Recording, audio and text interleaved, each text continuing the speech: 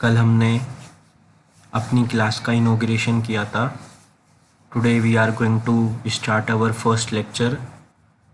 तो हमारा first lecture जो है वो सी प्रोग्रामिंग पे होने वाला है। मैंने आपको कल बताया था कि हम पहले सी प्रोग्रामिंग सब्जेक्ट से स्टार्ट करने वाले हैं। तो दोस्तों आज हम बेसिक्स ऑफ सी सीखेंगे कि सी में उसके बेसिक्स क्या क्या हैं, क्योंकि कोई भी लैंग्वेज सीखने से पहले हमें उसके बेसिक्स आना नेसेसरी है। तो दोस्तों आइए अपना फर्स्ट लेक्चर स्टार्ट करते हैं। तो दोस्तों आज हम सबसे पहले देखते हैं कि हम क्या क्या टॉपिक कवर करने वाले हैं इस पूरे लेक्चर में। तो पहले हम इंट्रोडक्शन ऑफ सी का इंट्रोडक्शन देखेंगे, फिर इंस्टॉलेशन ऑफ टर्बो सी की टर्बो सी एक वो सॉफ्टवेयर है जिसमें हम अपने सब प्रोग्राम को रन करते हैं।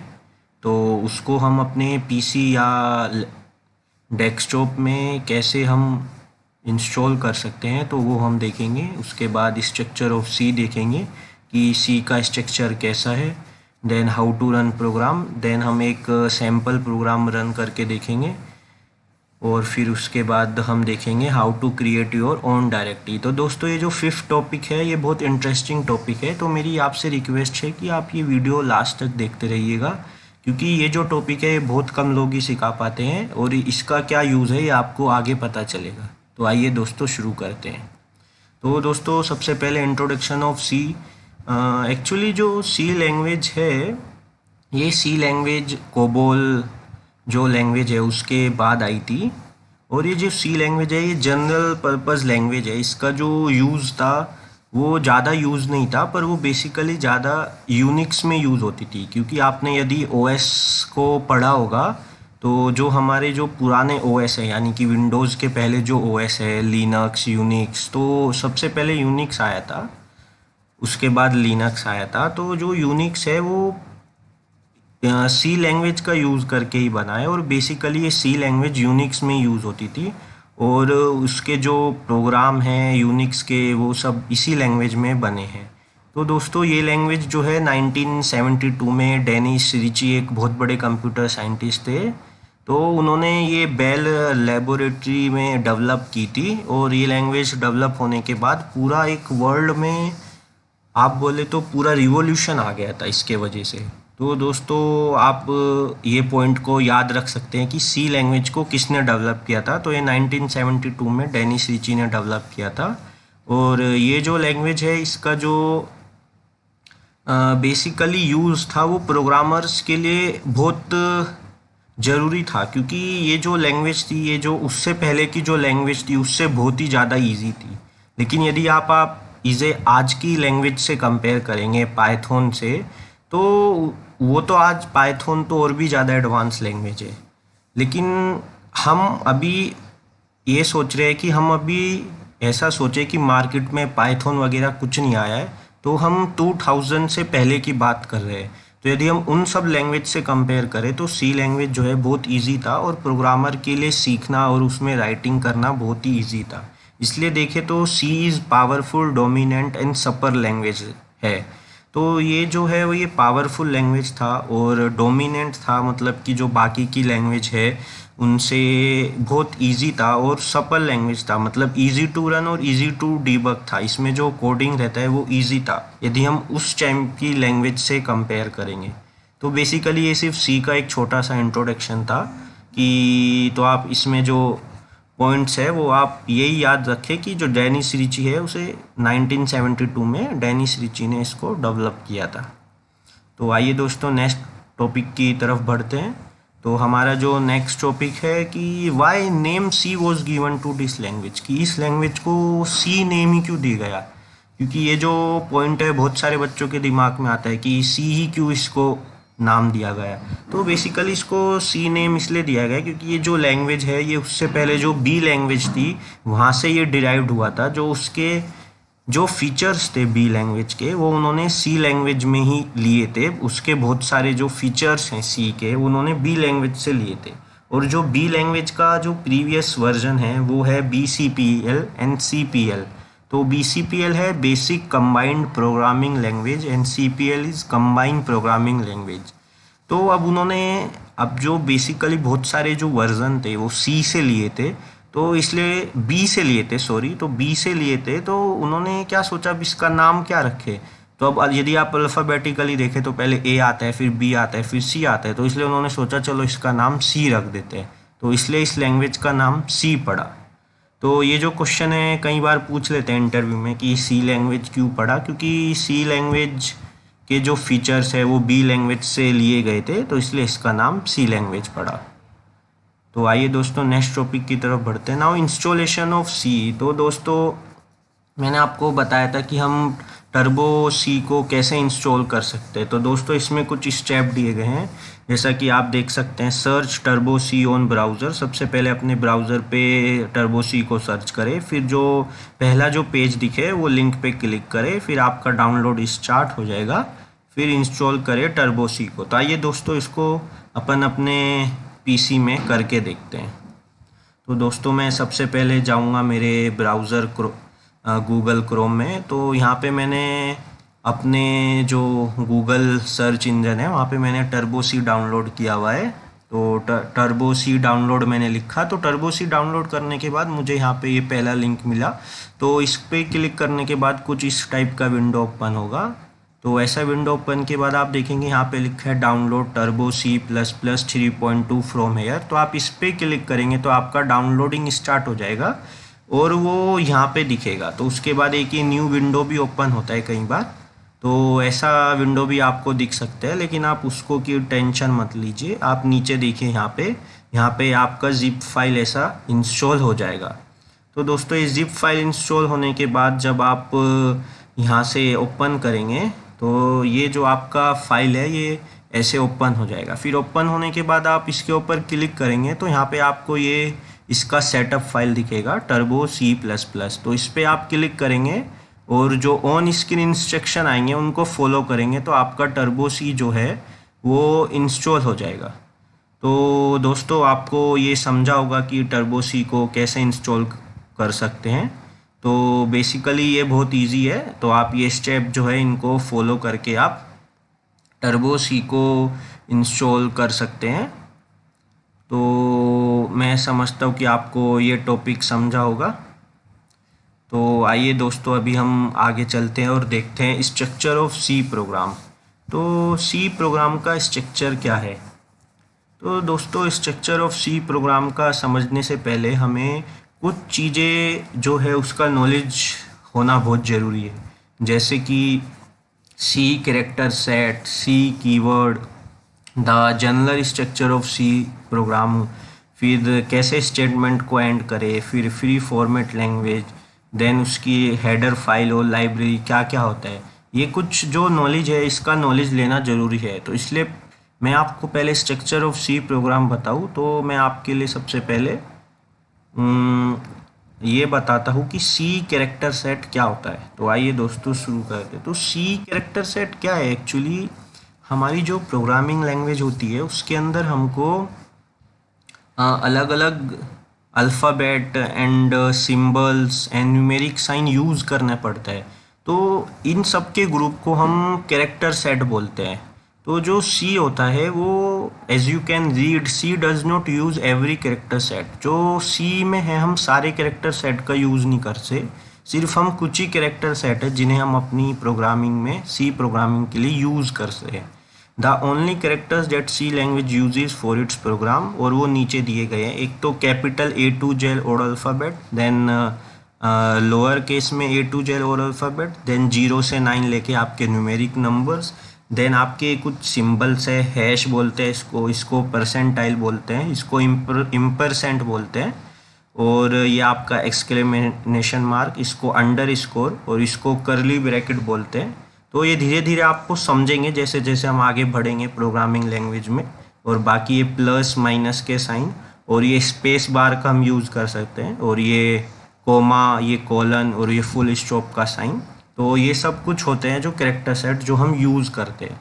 तो इसलिए आप इनका याद कर लीजिए, इनको चाहे तो रट्टा मार लीजिए, क्योंकि हम ये आगे अपनी प्रोग्रामिंग में यूज़ करने वाले हैं।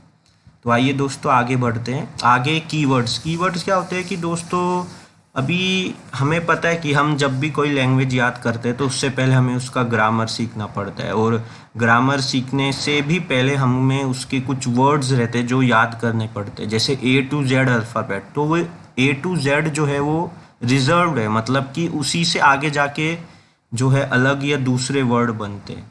तो ऐसे ही इसमें इन्होंने क्या किया है कि जो हमारा कंपाइलर रहता है, ये आपको आगे समझेगा कंपाइलर क्या होता है, तो उसमें कुछ वर्ड्स को उन्होंने रिजर्व कर दिया है। तो उन रिजर्व्ड वर्ड को ही हम कीवर्ड बोलते हैं, कि उन कीवर्ड यदि हम अपनी प्रोग्रामिंग में कुछ नाम दे रहे हैं, यानी कि हम कुछ यूज़र डिफाइन वेरिएबल्स यूज़ कर रहे हैं, तो हम वहाँ पे कीवर्ड्स का यूज़ नहीं कर सकते। और वो कीवर्ड्स क्या होते हैं, कैसे होते हैं, वो हम आगे समझेंगे। तो बेसिकली अभी आप यहाँ पे इतने याद रखिए कि कीवर्ड जो है वो रिजर्व्ड कीवर्ड होते हैं, और जो वो कीवर्ड्स होते हैं वो हमेशा लोअर केस में लिखे जाते हैं, मतलब स्मॉल ए, स्मॉल बी, स्मॉल सी। आप कभी कभी भी उन्हें कैपिटल नहीं लिख सकते।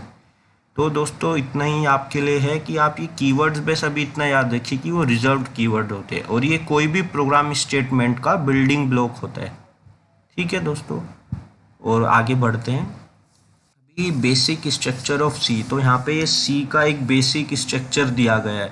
तो सी का बेसिक स्ट्रक्चर ऐसा है कि आप यहाँ पे देख सकते हैं hash include stdio.h, hash include corneo.h। तो ये दो फाइल है, इनको अपन हेडर फाइल बोलते हैं।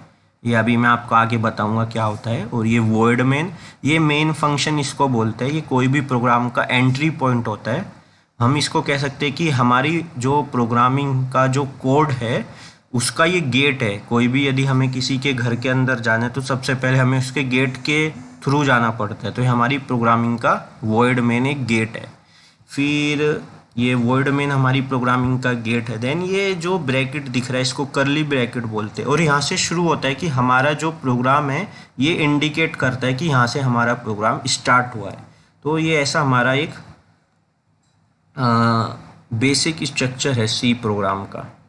तो आइए दोस्तों आगे चलते हैं, और आगे हेडर फाइल्स। तो अभी मैं आपको समझाता हूँ कि हेडर फाइल क्या होता है। तो दोस्तों ये जो हेडर फाइल होती है हमेशा इंक्लूड सेक्शन में ही लिखी जाती है। तो इंक्लूड सेक्शन मतलब जो फर्स्ट लाइन जो हम लिखते हैं अपनी प्रोग्रामिंग में वो हेडर फाइल्स ही होती है। और ये जो हेडर फाइल होती है प्री कंपाइल्ड फाइल होती है, मतलब कि जो मैंने अभी टर्बो सी डाउनलोड किया है तो उसमें डाउनलोड करने के बाद ये जो हेडर फाइल है ये पहले से आती है, सिर्फ हमें उन हेडर फाइल को अपने प्रोग्राम में इंपोर्ट करना है।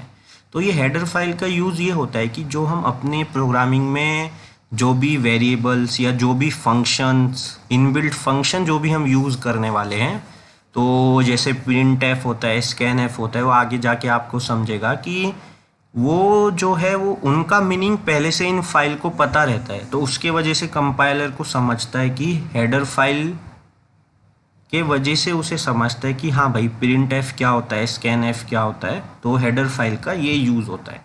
देन जो हेडर फाइल होता है उसको हमेशा .h एक्सटेंशन दिया जाता है। तो दोस्तों एक्सटेंशन क्या होता है कि यदि हम देखेंगे जब भी हम कोई फाइल यूज़ करते हैं तो उसको .txt, .pdf, मतलब हर एक फाइल को उसका एक्सटेंशन होता है और उसी एक्सटेंशन के थ्रू वो फाइल ओपन होती है।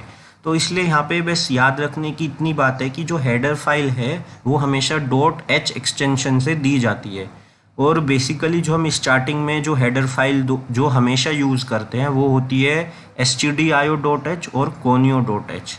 वो जो दो हेडर फाइल है उनको हमें हमेशा ही यूज़ करना पड़ता है। आगे और भी बहुत सारी हेडर फाइल है, हम धीरे धीरे देखेंगे। उसके बाद क्या होता है, जो सी प्रोग्राम है उसको टाइप करने के बाद जब हम सेव करते हैं तो .c एक्सटेंशन से सेव करते हैं। तो दोस्तों ये जो सी में जो हमारी फाइल है उसको .c नाम से सेव करते हैं। तो मैं समझता हूँ कि आपको ये समझा होगा कि जो एक्सटेंशन होता है वो .h होता है हेडर फाइल का, और जो हमारी सोर्स फाइल होती है जिसमें हम प्रोग्राम लिखा है उसको सेव करते टाइम .c एक्सटेंशन से सेव करना पड़ता है। तो आइए दोस्तों आगे चलते हैं। आगे आता है मेन फंक्शन। तो दोस्तों ये मेन फंक्शन क्या होता है कि मैंने बताया था कि जो हमारे उधर void main लिखा था स्ट्रक्चर में, यदि आपने ध्यान दिया हो यहाँ पे स्ट्रक्चर में void main लिखा है, तो ये void main को ही हम मेन फंक्शन बोलते हैं। तो ये मैंने बताया था मेन फंक्शन क्या होता है, एंट्री पॉइंट होता है हमारी प्रोग्राम का, और ये मेन फंक्शन से ही जो हमारे प्रोग्राम का फ्लो है यहीं से वो डिसाइड होता है। मतलब कि जो भी प्रोग्राम है या जो भी हम लॉजिक अपने प्रोग्राम में लगा रहे हैं वो मेन फंक्शन से होके ही जाता है। ठीक है, और जो मेन फंक्शन है उसके अंदर डिपेंड करता है कि हम जो अदर फंक्शन हैं वो अपनी प्रोग्राम में यूज़ करें या यूज़ ना करें, लेकिन मेन फंक्शन को हमेशा यूज़ करना पड़ता है। यदि हमारे प्रोग्राम में मेन फंक्शन होगा ही नहीं तो हमारा प्रोग्राम कभी रन नहीं हो सकता।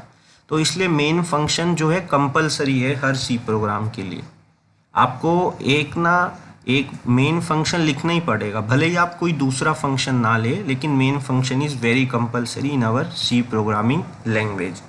तो दोस्तों आपको समझा होगा कि सी ये मेन फंक्शन क्या होता है। और रनिंग आ सी प्रोग्राम, तो दोस्तों अभी हम देखेंगे कि सी प्रोग्राम को हम कैसे रन कर सकते हैं। तो यहाँ पे स्टेप लिखे हैं कि आप एक प्रोग्राम को टाइप कीजिए, फिर उसे सेव कीजिए, फिर कंपाइल करना है, फिर रन करना है, फिर तो अभी जो है ना कंपाइलर के लिए डिफरेंट ऑप्शन भी हो सकते हैं। अभी जैसे हमने यहाँ पे टर्बो सी आईडी यूज़ किया है, तो टर्बो सी के जो है वो कंपाइलिंग डिफरेंट है। और यदि हम कोई और आईडी यूज़ करते हैं, आईडी एक्चुअली क्या होता है, इंटीग्रेटेड डेवलपमेंट एनवायरनमेंट, मतलब कि हमारा जो एडिटर जिसमें हम अपनी प्रोग्रामिंग करने वाले हैं तो उसको आईडी बोलते हैं। तो आईडी अलग अलग तरह की होता है, आप एक्लिप्स भी यूज़ कर सकते हैं और माइक्रोसॉफ्ट का विजुअल स्टूडियो भी यूज़ कर सकते हैं, लेकिन यहाँ पे मैंने टर्बो सी यूज़ किया क्योंकि टर्बो सी है जो सी के लिए बहुत इजी पड़ता है, और आप चाहें तो अलग भी जो आईडी है वो यूज़ कर सकते हैं। तो आइए दोस्तों हम देखते हैं कि अपना एक सैम्पल प्रोग्राम हम कैसे अपनी प्रोग्रामिंग लैंग्वेज में रन करें। तो दोस्तों सबसे पहले हम क्या करेंगे, हमारा ये देखिए टर्बो सी आपको दिख रहा है, ऐसा इसका सिंबल होता है, इसके ऊपर जाएंगे और इसको क्लिक करेंगे। तो क्लिक करने के बाद ये हमारा जो फाइल है ओपन होगा, ये 1-2 सेकंड ले सकता है ओपन होने के लिए। तो ओपन होने के बाद आपको ऐसा कुछ विंडो दिखेगा, फिर विंडो दिखने के बाद आप यहाँ पे start turbo C plus plus पे क्लिक करेंगे। तो जैसे ही आप क्लिक करेंगे कि ये फाइल हमारा जो है ओपन हो जाता है, तो आप देखेंगे कि ये ऐसा पूरा ब्लू कलर का जो स्क्रीन है, ऐसा स्क्रीन ओपन होता है। तो इसी को हम क्या बोलते हैं, टर्बो सी आईडीई। तो ये हमारा पूरा सॉफ्टवेयर है जिसे हम अपने थ्रू आउट लेक्चर और आगे पूरा इसी विंडो का हम यूज़ करने वाले हैं। तो मेरी आपसे रिक्वेस्ट है कि आप सब लोग अपने अपने पीसी अपने डेस्कटॉप में डाल ले, तभी आपको आगे जाके समझेगा। तो दोस्तों अभी हम देखेंगे कि यहाँ पे हम कैसे प्रोग्राम को रन करें। तो आज हम सिर्फ एक सैम्पल जो फर्स्ट जो प्रोग्राम होता है उसको टाइप करने वाले हैं। तो दोस्तों सबसे पहले हम क्या करेंगे, फाइल में जाएंगे, और फाइल में जाने के बाद क्या करेंगे, यदि मुझे न्यू विंडो लेना है तो मैं न्यू पे क्लिक करूँगा, तो यहाँ पे मुझे एक न्यू विंडो आ जाएगी। तो आप देखेंगे कि हमेशा नो नेम 00.cpp ऐसे न्यू नेम आती है विदाउट नेम के। तो मैं क्या करूँगा, ये नो नेम को सबसे पहले मैं सेव करूँगा। तो आप याद रखिए कोई भी प्रोग्रामिंग करने से पहले सबसे पहले अपनी फ़ाइल को सेव कर ले। तो यहाँ पे आप देख रहे हैं सेव का, फाइल पे जाने के बाद ये सेव का ऑप्शन दिखेगा। तो जैसे ही मैं सेव पे क्लिक करूँगा यहाँ पे ऐसा विंडो दिखेगा। तो मैंने आपको अभी थोड़ी देर पहले बताया था ये मेरी सोर्स फाइल है। तो इस सोर्स फाइल को सेव करते टाइम मैं इसको एक्सटेंशन क्या दूंगा, .c। तो आपको हमेशा याद रखना है सी प्रोग्राम में जितने भी हम प्रोग्राम टाइप करेंगे उनको आपको .c नाम से सेव करना है। ओके दोस्तों, मुझे लगा है आपको ये बात समझी होगी। तो मैंने यहाँ पे इसको HELLO hello.c नाम से इस फाइल को सेव कर दिया है। तो दोस्तों ये मैंने जैसे ही एंटर दबाऊंगा ये मेरी फाइल सेव हो गई और यहाँ पे लिखा आ गया hello.c। तो आइए दोस्तों अभी मैं मेरी टाइपिंग शुरू करूँगा। तो मैंने आपको बोला था कोई भी प्रोग्राम टाइप करने से पहले हम उसमें अपनी हेडर फाइल को इंक्लूड करते हैं। तो मैं लिखूँगा #include। #include यूज़ होता है अपनी हेडर फाइल को इंक्लूड करने के लिए। और यहाँ पे मैं लिखूँगा stdio.h, ये मेरी हेडर फाइल का नाम है। और दूसरी हेडर फाइल में यहाँ पे लूँगा #include conio.h, ये भी मेरी एक हेडर फाइल का नाम है। अभी ये मेरी header file header file add हो गई, ठीक है। चाहे तो मैं यहाँ पे आपको कमेंट में लिख के दिखा सकता हूँ, ये मेरी क्या है, हेडर फाइल, ठीक है। और ये भी क्या है, हेडर फाइल। ठीक है दोस्तों, ये आप जो देख रहे हैं कि ये कमेंट क्या होता है, एक्चुअली जो हमारी प्रोग्रामिंग रहता है उसके अंदर कमेंट यदि हम कोई डालते हैं तो कंपाइलर उसका ऐड नहीं करता है। वो ये सोचता है कि उस मतलब जो हमने जो 2 बैक स्लैश लगाए हैं उनको बाद हम जो भी स्टेटमेंट लिखे कंपाइलर उसको काउंट नहीं करता है। कंपाइलर को पता ही नहीं रहता है कि ये लाइन भी कोई लिखी है, तो इसलिए उसको अपन कमेंट बोलते हैं। तो आइए दोस्तों, अभी मैंने आपको बोला था कि मैं यहाँ पे अपना मेन फंक्शन लिखूँगा। ये मेरा मेन फंक्शन हो गया वर्ड मेन। ठीक है दोस्तों, VOIDMAIN ये मेरा मेन फंक्शन हो गया। और तो ये मेरा क्या था, इस वर्ड मेन मेरा है एंट्री पॉइंट, मैंने आपको बताया था। और ये मेरा जो ब्रैकेट है ये हो गया मेरा स्टार्टिंग, मतलब यहाँ से मेरा कोड जो है स्टार्ट होगा। अभी मेरे को क्या करना है, एक सिंपल प्रोग्राम लिखना है। तो यहाँ पे मैं क्या करूँगा, सबसे पहले अभी मैंने hello.c नाम से सेव किया है, तो मैं क्या करूँगा, स्क्रीन पे हेलो वर्ड दिखना चाहिए, सिर्फ मैं एक ऐसा कोड लिखूँगा। तो मैंने क्या लिखा, प्रिंट एफ यूज़ होता है जो मुझे आउटपुट लाना है, मतलब मेरी जो स्क्रीन है उसके ऊपर जो है वो हेलो दिखना चाहिए। तो उसके लिए मैं हेलो वर्ड जो है टाइप करूँगा। तो ये हेलो जो है स्ट्रिंग होता है, ये आपको आगे समझेगा स्ट्रिंग क्या होता है, इसलिए तो मुझे इसको डबल कोट में लिखना पड़ेगा। ठीक है, उसके बाद कोई भी जो हमारी स्टेटमेंट रहती है फंक्शन को छोड़ के, हर स्टेटमेंट के बाद मुझे सेमीकोलन लगाना पड़ता है प्रोग्रामिंग में, सी प्रोग्रामिंग में। तो इसलिए मुझे ये बात हमेशा याद रखनी पड़ेगी। ठीक है, और यहाँ पे मैं क्या करूँगा, एक गेट्स, और यहाँ पे मैं गेट ch नाम का फंक्शन यूज़ करूँगा। गेट ch नाम का फंक्शन इसलिए यूज़ करूँगा कि जो मेरा आउटपुट है, जो आउटपुट विंडो है, वो थोड़ी देर के लिए होल्ड रहनी चाहिए। क्योंकि क्या होता है कि जो मेरी आउटपुट विंडो रहती है वो तुरंत आती है जल्दी से और जल्दी से गायब हो जाती है। तो उस विंडो को होल्ड करने के लिए यहाँ पे मैंने गेट ch नाम का फंक्शन यूज़ किया है। अभी मैं क्या करूँगा, इसको दोबारा से सेव कर दूँगा। अभी आप देखेंगे कि यहाँ पे एक रन नाम का ऑप्शन है, कंपाइल नाम का ऑप्शन है। तो अभी मैं क्या करूँगा, इस प्रोग्राम को कंपाइल करूँगा। तो आप कंपाइल के लिए शॉर्टकट की Alt F9 भी दबा सकते हैं, फिर उसके बाद आप कंपाइल पे क्लिक करेंगे। तो आप देखेंगे कंपाइल करेंगे तो यहाँ पे वार्निंग 0 एरर 0 दिखा रहा है, क्योंकि मेरे प्रोग्रामिंग में कोई एरर भी नहीं है और कोई वार्निंग भी नहीं है। तो मतलब कि मेरा कोड सही है। और यदि कोई एरर होता तो वहाँ पे शो करता। अभी मैं कोई भी की प्रेस करूँगा तो मेरा कंपाइलर हो गया। अभी मैं क्या करूँगा, रन करूँगा। तो रन करने के लिए मैं Ctrl F9 भी दबा सकता हूँ या रन पे क्लिक कर दूँगा। तो अभी आप देखेंगे कि मेरा आउटपुट आ गया हेलो, HELLO। तो आप देखेंगे कि हमारा ये सिंपल सा जो हमने प्रोग्राम है आज हमने ये टाइप किया। तो आपको ये समझा होगा कि हम ये कैसे टाइप कर रहे हैं। अभी आपके मन में आ रहा होगा कि ये गेट ch का यूज़ क्यों किया। तो दोस्तों अभी मैं आपको बताता हूँ कि मैं गेट ch को कमेंट में डाल देता हूँ और अभी इस प्रोग्राम को रन करता हूँ। तो अभी आप देखेंगे कि मेरा कंपाइल भी होगा अच्छे से, क्योंकि मैंने आपको बताया था कमेंट में उसने ये देखा है कि गेट ch है ही नहीं, तो कंपाइलर ने गेट ch को काउंट ही नहीं किया अपने उसमें। अभी मैं इसको रन करता हूँ। तो अभी मैंने रन किया तो आप देखेंगे कि मुझे कुछ भी आउटपुट विंडो दिखा नहीं, लेकिन आप देखेंगे तो मुझे ऐसा लगा था कि आउटपुट विंडो आया था। तो यदि मैं गेट ch का यूज़ नहीं करता हूँ तो उसके लिए मैं कैसे आउटपुट देखूँगा। तो मैं विंडो में जाऊँगा और विंडो में जाने के बाद आउटपुट में जाऊँगा। तो आउटपुट में जैसे क्लिक करूँगा तो यहाँ मुझे हेलो दिखेगा। तो ये हेलो आप सोच रहे होंगे दो बार क्यों आया है, क्योंकि मैंने पहले भी हेलो लिखा था तो उसका आउटपुट भी हेलो आया है, और दोबारे हेलो प्रिंट किया तो दोबारे भी हेलो आया है। तो दोस्तों ये मैं आगे आपको बताऊंगा कि कैसे आप इस हेलो को डिलीट कर सकते हैं या कैसे इसको आप हटा सकते हैं। तो दोस्तों आपको ये समझा होगा कि एक सिंपल सा प्रोग्राम हम कैसे सी प्रोग्रामिंग में टाइप कर सकते हैं। तो ये बेसिकली एक सिंपल प्रोग्राम था। आप चाहे तो यहाँ कुछ भी दे सकते हैं, आप चाहे तो अपना नाम भी दे सकते हैं। तो यहाँ पे मैं एक दूसरा मैसेज टाइप कर रहा हूँ, वेलकम टू वेटी क्लासेस, और अभी मैं इसको सेव कर देता हूँ। तो अभी ये सेव हो गया। अभी कंपाइल करूँगा तो कंपाइल भी बिल्कुल सही हुआ है दोस्तों। अभी रन करूँगा तो अभी आपने देखा है कि मैंने गेट सी एच को कमेंट में डाला है, तो इसलिए मुझे आउटपुट विंडो नहीं दिखा, तो इसलिए मैं विंडो में जाऊंगा, यहाँ पे आउटपुट में जाऊंगा और देखूंगा, तो आप देखेंगे मुझे वेलकम टू वैटिक क्लासेस दिख गया।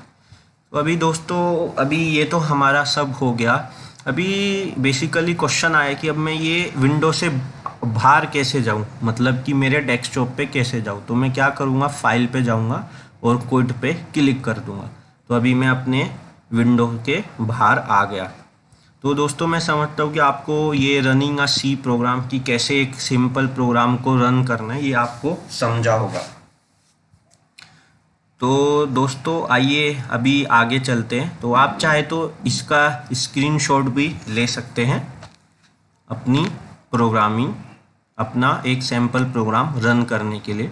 और दोस्तों, जो टर्बो सी हमने सॉफ्टवेयर डाउनलोड किया था, उसका लिंक मैं डिस्क्रिप्शन बॉक्स में डाल दूंगा।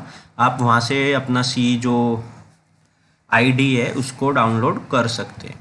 आइए दोस्तों, आगे चलते हैं। जो हमारा लास्ट टॉपिक है, क्रिएटिंग डायरेक्टरी, ये बहुत ही ज़रूरी टॉपिक है और मैंने आपको बोला था कि ये मैं आपको लास्ट में बताऊंगा।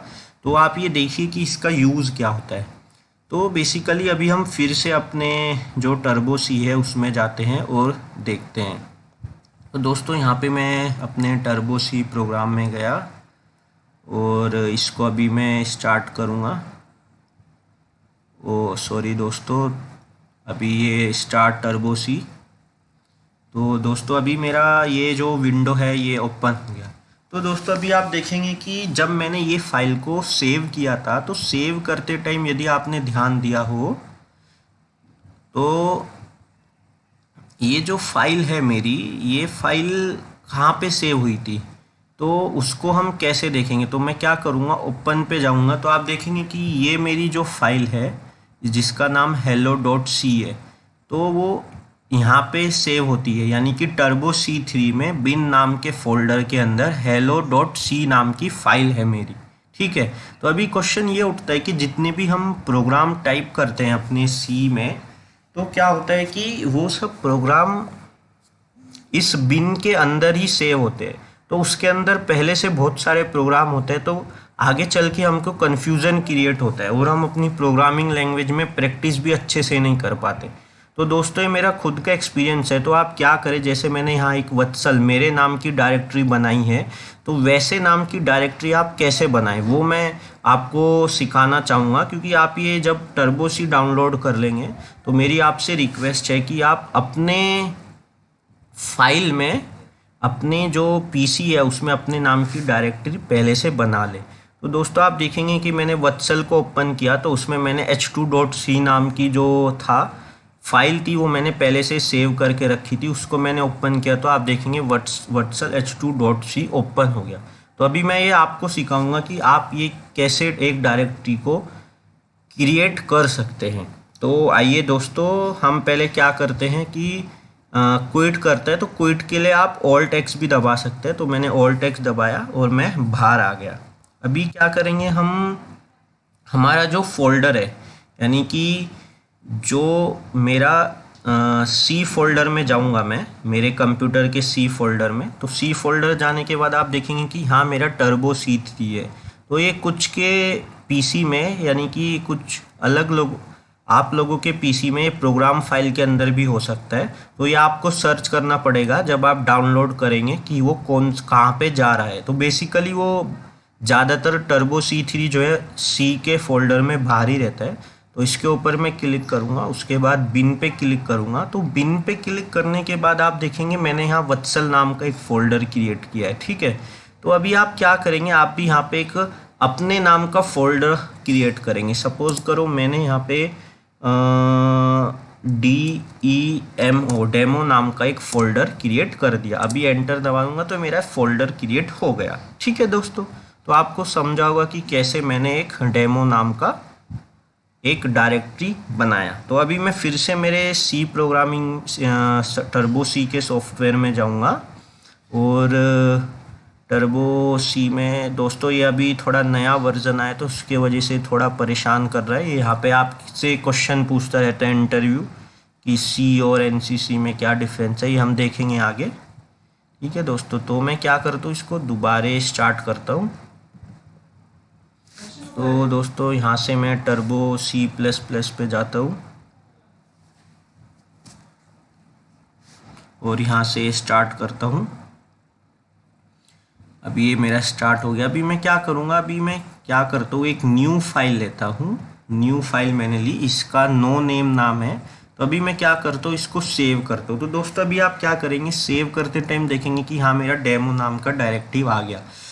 तो मैं यहाँ इस डेमो पे क्लिक करूँगा तो ये मेरा डेमो फोल्डर आ गया। तो अब डेमो के अंदर मैं मेरी फाइल सेव करूँगा। सपोज करो मैंने यहाँ पे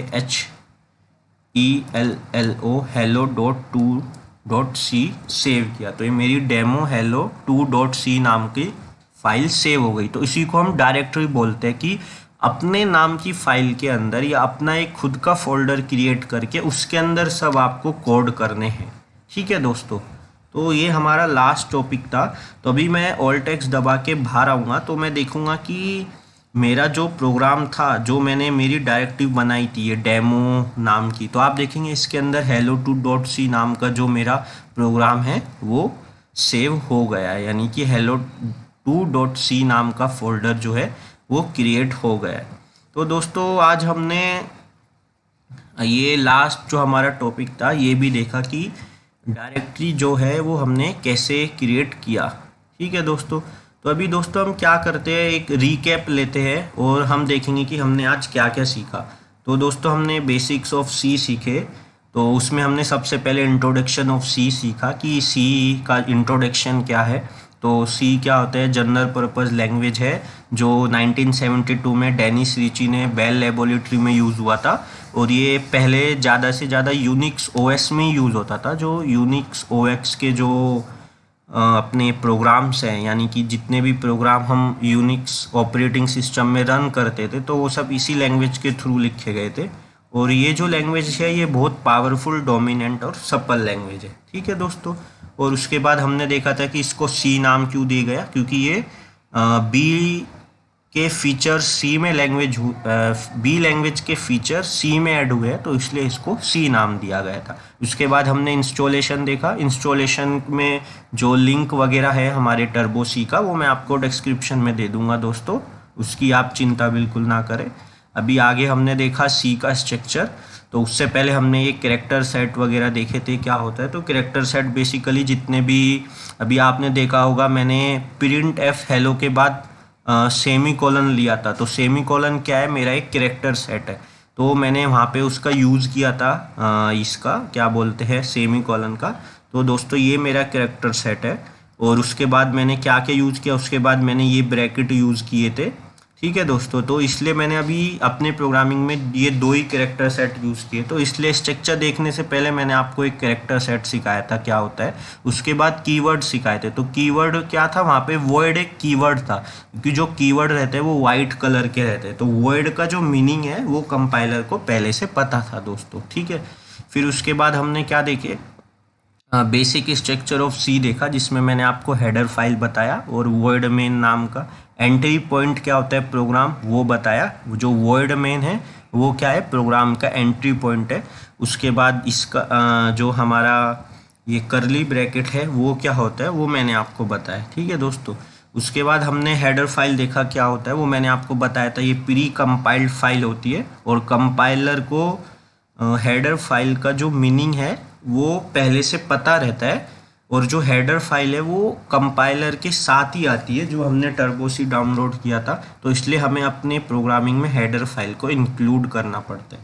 उसके बाद मेन फंक्शन, और मेन फंक्शन क्या होता है, ये एंट्री पॉइंट होता है हमारे प्रोग्राम का। और बिना मेन फंक्शन के मैं कोई भी प्रोग्राम को रन नहीं कर सकता हूँ दोस्तों। उसके बाद मैंने एक सैम्पल जो है सिंपल सा प्रोग्राम है सी, वो मैंने हेलो रन किया था। उसके यहाँ पे स्टेप लिखे हैं कि कैसे कैसे अपन ने रन किया था।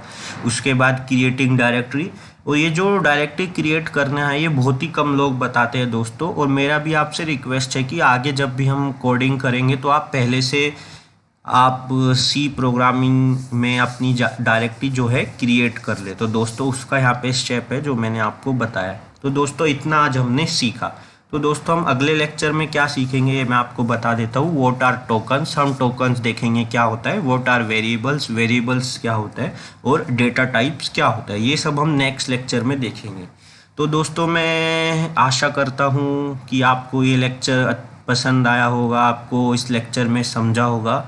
और दोस्तों यदि आपको कोई भी डाउट हो तो आप मुझे कमेंट बॉक्स में लिख के बता सकते हैं, या मैं डिस्क्रिप्शन बॉक्स में एक लिंक सेंड कर रहा हूँ, उस पर भी आप मुझे गूगल फॉर्म के थ्रू लिख के अपने डाउट्स भेज सकते हैं। और दोस्तों यदि आपको ये लेक्चर पसंद आया तो लाइक करें, शेयर करें और चैनल को सब्सक्राइब करें।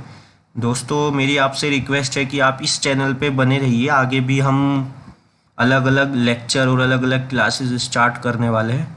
तो दोस्तों ज़्यादा से ज़्यादा शेयर करें और हमारे ये लेक्चर को एंजॉय करें। तब तक के लिए आपको good bye, stay home, stay safe और एंजॉय करें। थैंक यू दोस्तों।